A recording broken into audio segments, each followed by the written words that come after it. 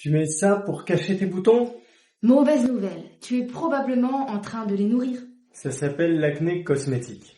Et ce n'est pas ta peau le problème, c'est la couche que tu mets dessus. Comprends bien la mécanique biologique. La plupart des fonds de teint liquides classiques sont formulés avec du silicone ou des huiles pétrochimiques pour lisser les grains de peau. Le petit souci là-dedans, quand tu les appliques, tu crées un film occlusif, exactement comme si tu mettais du film alimentaire sur ton visage en fait. Ta peau ne respire plus.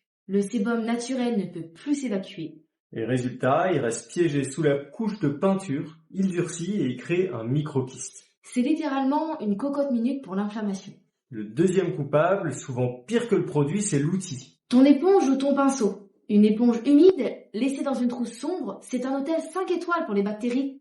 Et notamment la bactérie Cutibacterium acne. Si tu remets cette éponge sur ton visage chaque matin sans la laver, tu réinjectes des colonies de bactéries directement dans tes pores ouverts. Tu ne te maquilles pas, tu t'infectes volontairement. Alors, quelle est la solution?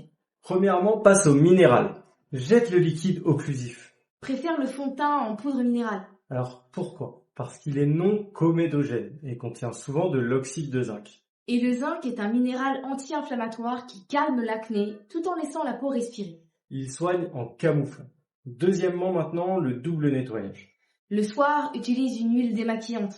C'est de la chimie, le gras dissout le gras. C'est le seul moyen de décoller correctement les résidus au fond des pores. Enfin, on ne sait souvent pas que les maquillages périment. Vérifie donc les dates avant de les utiliser. Le maquillage doit être utilisé avec modération, si possible pas au quotidien. Et surtout, il est là pour sublimer ta beauté. Pas détruire ta barrière cutanée. Abonne-toi pour une peau nette naturellement.